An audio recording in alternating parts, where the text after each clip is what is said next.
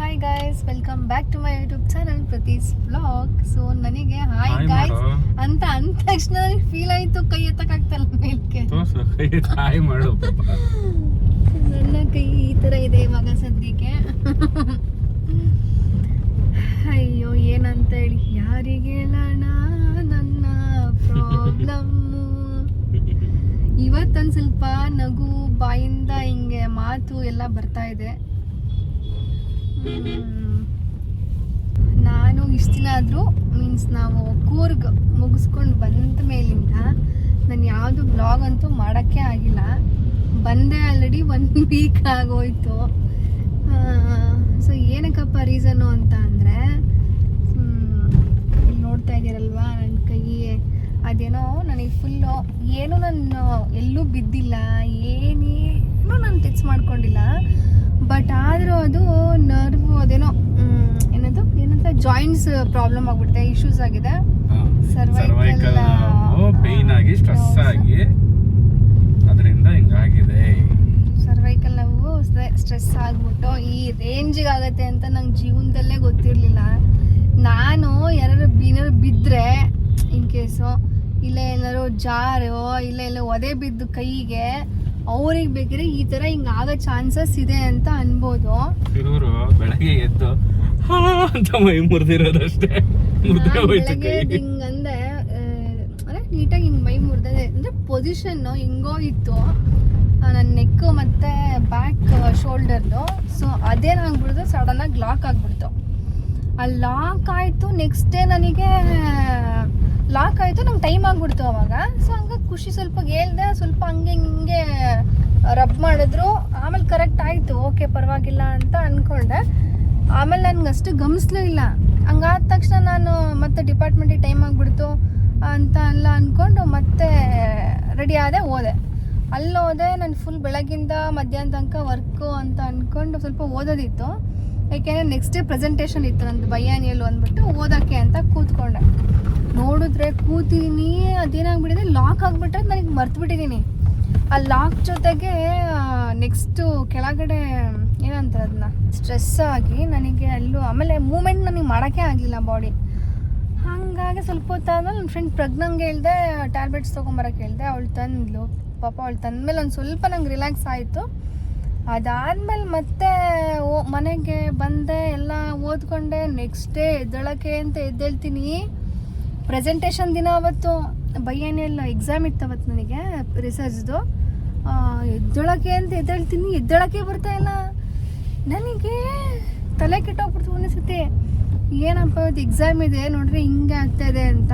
Finally ಆಮೇಲೆ ಏನೋ ಮಾಡಿ ಎದ್ದೆ. ಮತ್ತೆ ಅದೇನೋ ಅದ್ರ ಬಗ್ಗೆ ಹೇಳಂಗೆ ಇಲ್ಲ.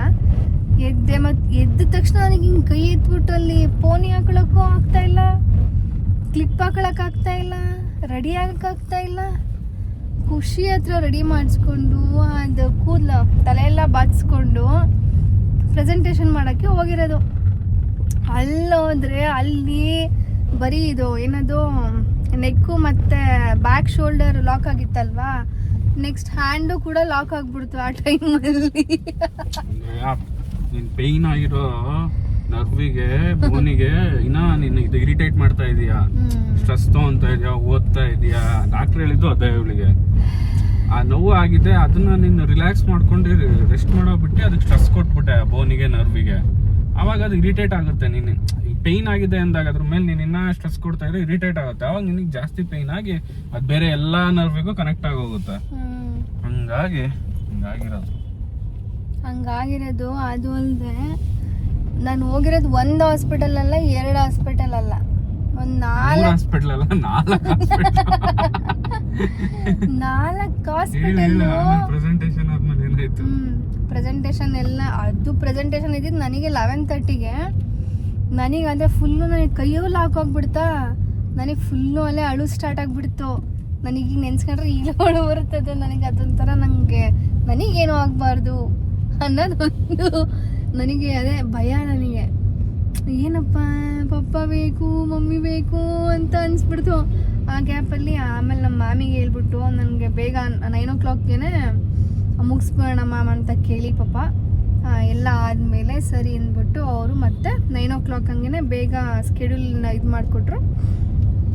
ಪಾಪ ಮ್ಯಾಮು ಕ್ಲಾಸ್ ಎಲ್ಲ ಇತ್ತು, ಆಮೇಲೆ ಮತ್ತು ನನಗೋಸ್ಕರ ಅಂತ ಅವರು ಟೈಮ್ ಇದು ಮಾಡಿ ಆಮೇಲೆ ನಮ್ಮದು ಫೈನಲಿ ಸಖತ್ತಾಗಾಯಿತು, ಚೆನ್ನಾಗಾಯಿತು ಪ್ರೆಸೆಂಟೇಷನು. ಅದೆಲ್ಲ ಆದಮೇಲೆ ಖುಷಿಯವರು ಡ್ರಾಪ್ ಮಾಡೋಕ್ಕೆ ಅಂತ ಬಂದಿದ್ದರು. ಡ್ರಾಪ್ ಮಾಡಿ ಮತ್ತೆ ಅದನ್ನು ಕರ್ಕೊಂಡು ಹಾಸ್ಪಿಟಲಿಗೆ ಹೋಗಿದ್ದೆ. ಅದೇ ಫಸ್ಟ್ ಟೈಮ್ ನಾನು ಹಾಸ್ಪಿಟಲ್ಲಿಗೆ ಈ ಹ್ಯಾಂಡ್ ಇಶ್ಯೂ ಅಂತ ಹೋಗಿದ್ದು. ಅದಾದಮೇಲೆ ಇಂಜೆಕ್ಷನ್ ಕೊಟ್ಟಿದ್ರೆ ಮೇ ಬಿ ಕಡಿಮೆ ಆಗ್ತಿತ್ತೇನೋ. ನಾನು ಇಂಜೆಕ್ಷನ್ ಅವ್ರು ಕೇಳಿದ್ರು, ಖುಷಿ ತಗೋ ಇಂಜೆಕ್ಷನು ಅಂದರು. ನಾನು ಇಂಜೆಕ್ಷನ್ ತೊಗೊಳ್ಲಿಲ್ಲ, ನಾರ್ಮಲ್ ಟ್ಯಾಬ್ಲೆಟ್ಸ್ ಅದು ಇದು ತೊಗೊಂಡು ಬಂದೆ. ಟ್ಯಾಬ್ಲೆಟ್ಸ್ ತೊಗೊಂಡು ಅವತ್ತಿನ ದಿನ ಟ್ಯಾಬ್ಲೆಟ್ಸ್ ತೊಗೊಂಡೆ. ನೆಕ್ಸ್ಟ್ ಡೇ ನೋಡ್ತೀನಿ ಕೈ ಮೂಮೆಂಟೇ ಬರ್ತಾಯಿಲ್ಲ. ಅವಾಗಾದ್ರೂ ಲಾಕ್ ಆಗಿತ್ತು ಪ್ರೆಸೆಂಟೇಷನ್ ದಿನ. ನೆಕ್ಸ್ಟ್ ಡೇ ಕೈ ಫುಲ್ಲು ಹಂಗೆ ಹಿಂಗೆ ಹಿಡ್ಕೊಬೇಕು ಕೈ. ಅದು ಹಂಗೆ ಹಿಡ್ಕೊಳಕ್ಕೂ ಆಗ್ತಿರಲಿಲ್ಲ ನನಗೆ, ಫುಲ್ಲು ಎಳ್ತಾ ಥರ ಸಖತ್ತು ಪೇಯ್ನ್ ಎಲ್ಲ ಬರ್ತಾಯಿತ್ತು.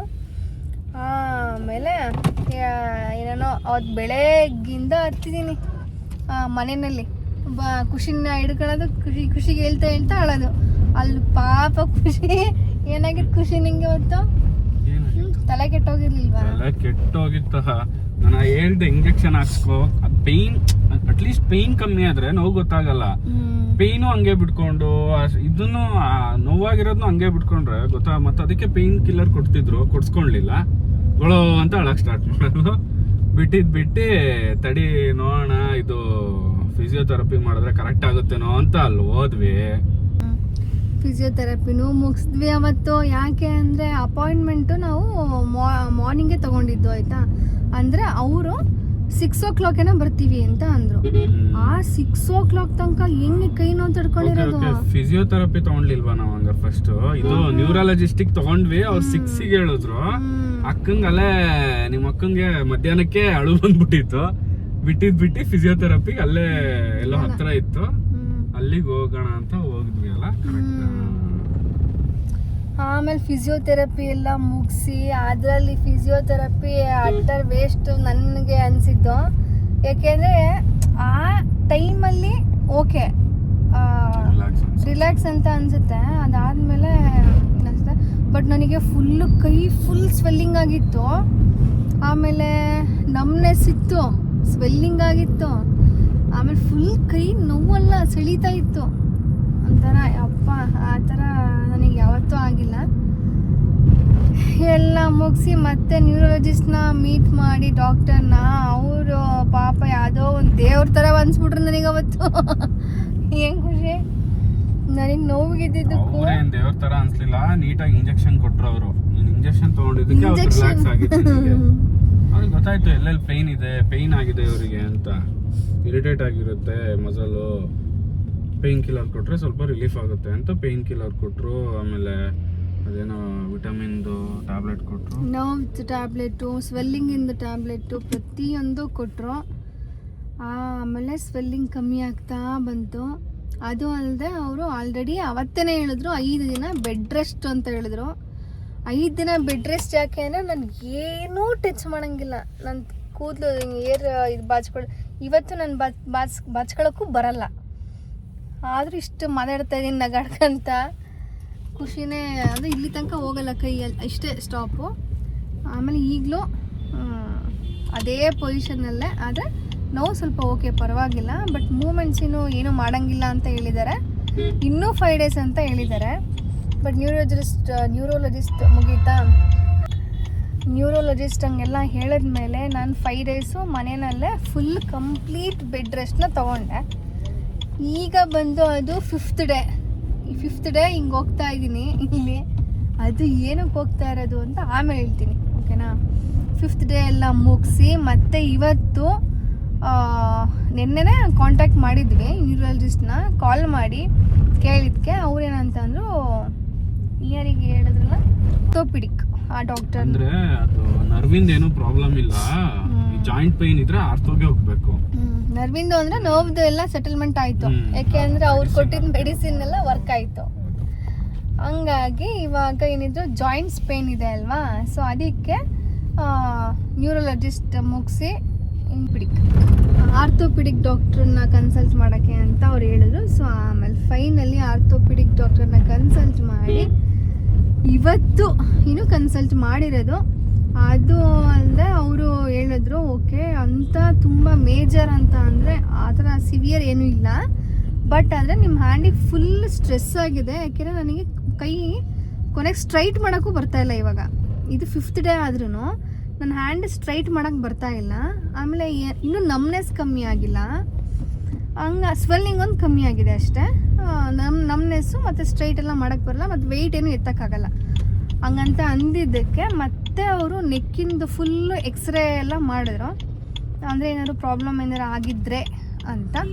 ಸೊ ಫೈನಲಿ ಅದು ರಿಸಲ್ಟ್ ಬಂತು. ಅಂಥದ್ದೇನೂ ತೊಂದರೆ ಏನು ಆಗಿಲ್ಲ, ಬಟ್ ಆದರೆ ಅದು ತುಂಬ ಹ್ಯಾಂಡ್ ಸ್ಟ್ರೆಸ್ ಆಗಿದೆ. ಸೊ ಹಂಗಾಗಿ ಹ್ಯಾಂಡ್ ರಿಲ್ಯಾಕ್ಸ್ ಆಗಬೇಕು, ಸ್ಟ್ರೆಸ್ ಕಮ್ಮಿ ಆಗಬೇಕು. ಮತ್ತು ಇವಾಗ 5 ಡೇಸು ಏನೂ ಮಾಡೋಂಗಿಲ್ಲ. ಆದರೆ ಇದು ಬೆಡ್ ರೆಸ್ಟ್ ಅಂತ ಹೇಳಿಲ್ಲ, ಸುಮ್ಮನೆ ಕೈ ಎಕ್ಸಸೈಸ್, ಸುಮ್ಮನೆ ಸಿಂಪಲ್ ಎಕ್ಸಸೈಸ್ ಅಂದರೆ ಹಿಂಗೆ ಅದು ಎಕ್ಸಸೈಸು ಅಲ್ಲ, ಜಸ್ಟ್ ನೀರು ಕುಡಿಯೋದು. ನನ್ನ ಕೆಲಸ ನಾನು ಮಾಡೋದು. ಜುಟ್ಟೆಲ್ಲ ಹಾಕೊಳಕ್ಕೆ ಬರಲ್ಲ, ಸಣ್ಣ ಪುಟ್ಟ ಬ್ರಷ್ ಮಾಡೋದಾಗಿರ್ಬೋದು, ನನ್ನ ಕೈಲಿ ಎಷ್ಟಾಗುತ್ತೋ ಆ ಥರ. ಏನು ಐಟಮ್ಸ್ ಎಲ್ಲ ಎತ್ತಕ್ಕಾಗಲ್ಲ, ಕುಕ್ಕರ್ ಎತ್ತಂಗಿಲ್ಲ, ಏನೂ ಮಾಡೋಕ್ಕೆ ಹೇಳಿಲ್ಲ. ಲ್ಯಾಪ್ಟಾಪು ಈವನ್ ಫೋನು ಯೂಸ್ ಮಾಡೋಂಗೆ ಕೇಳಿಲ್ಲ.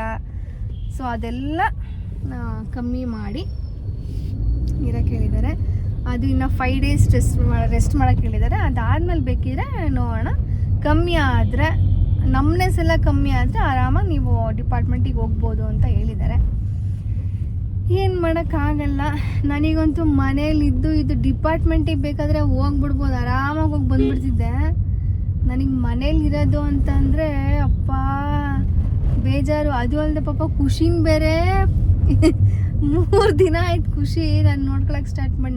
4 ದಿನ ಆಯಿತು. ಇವತ್ತು ಹೆಲ್ಪ್ ಮಾಡಿ ಒಂದಿನ ಮಾತ್ರ ಆಫೀಸ್ ಹೋಗಿದ್ರು, ಅದು ಬಿಟ್ಟರೆ ಫುಲ್ಲು ನನ್ನ ಜೊತೆನೇ ಇದ್ರು. ಇವತ್ತು ವರ್ಕ್ ಫ್ರಮ್ ಹೋಮು. ಇನ್ನೇನು ನಾಳೆಯಿಂದ ಮತ್ತೆ ಹೆಂಗಿದ್ರು ಆಫೀಸಿಗೆ ಹೋಗಬೇಕು. ಮತ್ತು ಡಾಕ್ಟರು ಇನ್ನೂ 5 ಡೇಸ್ ಹೇಳಿದ್ರಲ್ವಾ ನನಗೆ ಮತ್ತೆ ಇಲ್ಲೇ ಅಂದರೆ ಏನು ವರ್ಕ್ ಏನು ಮಾಡೋಂಗಿಲ್ಲ ಅಂತ. ಹಂಗಾಗಿ ಮತ್ತೀಗ ಏನು ಮಾಡೋದು ಅಂತ ನಾವು ಹಂಗೆ ಯೋಚನೆ ಮಾಡ್ತಾಯಿದ್ವಿ. ಇವಾಗ ನಾವು ಇಲ್ಲಿಗೆ ಏನಕ್ಕಪ್ಪ ಬಂದಿರೋದು ಅಂತ ಅಂದರೆ, ನನಗೆ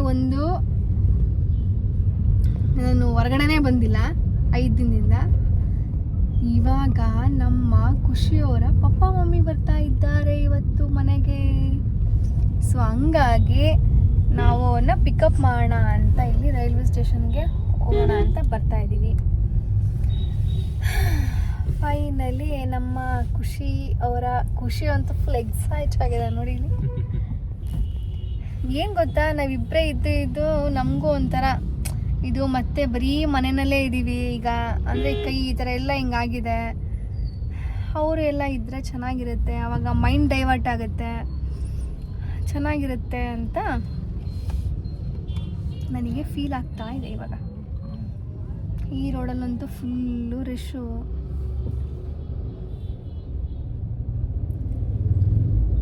ಈಗ ಎಷ್ಟೊಂದು ಕೆಲಸಗಳಿದೆ. ನನಗೇನು ಗೊತ್ತಾ, ಕೆಲಸ ಮಾಡ್ತಾ ಇರಬೇಕು, ಅದು ಇದು ಏನಾದ್ರು ಮಾಡ್ತಾ ಇರ್ತೀನಿ. ನಾನು ಈ ಒಂದು 5 ದಿನ ನನಗೆ ಹೆಂಗೆ ಅನಿಸ್ಬಿಟ್ಟಿದೆ ಅಂದರೆ, ಫಸ್ಟ್ ಎಲ್ಲರೂ ಹೋಗ್ಬೇಡ ಅಂತ ಅನಿಸ್ಬಿಟ್ಟಿದೆ. ಅದಕ್ಕೋಸ್ಕರ ನಾನು ಖುಷಿ ಜೊತೆ ಬಂದಿದ್ದೀನಿ ಇವಾಗ. ಮತ್ತೆ ಇವ್ರನ್ನ ಪಿಕಪ್ ಮಾಡಿಕೊಂಡು ಆರಾಮಾಗಿ ನಾನು ಒಂದು ರೌಂಡ್ ಖುಷಿ ಜೊತೆ ಹೋಗೋದಂಗಾಗುತ್ತೆ ಅಂತ. ಬಟ್ ತುಂಬ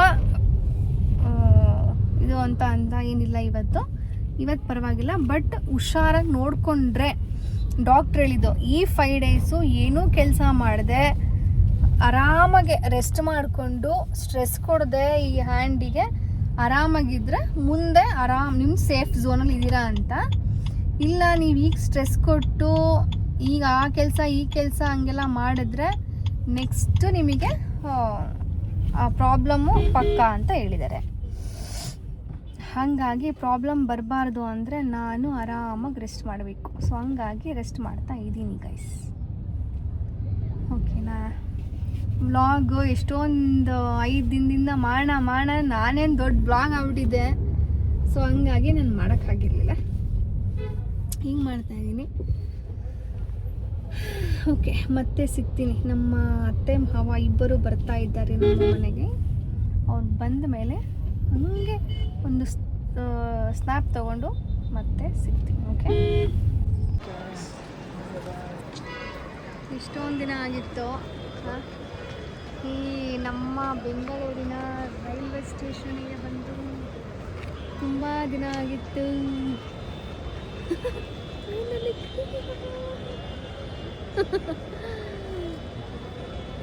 ಏನೋ ಒಂಥರ ಏನೇ ಇದ್ದು ಜೀವನದಲ್ಲಿ ಎಂಜಾಯ್ ಮಾಡ್ಬೇಕಂತೆ, ಮಜಾ ಮಾಡ್ಬೇಕಂತೆ. ಡ್ಯಾನ್ಸ್ ಮಾಡಂಗ ಕೈ ಬಲ್ಲೆ ಬಲ್ಲೆ ಬಲ್ಲೆ ಮಾಡೋ, ಬಲ್ಗೈಯಲ್ಲಿ ಬಲ್ಲೆ ಬಲ್ಲೆ ಬಲ್ಲೆ ಮಾಡೋ. ನೋವ್ತಾ ಇದೆ ಇವಾಗ ಮತ್ತೆ ಟೈಮ್ ಆಯ್ತು.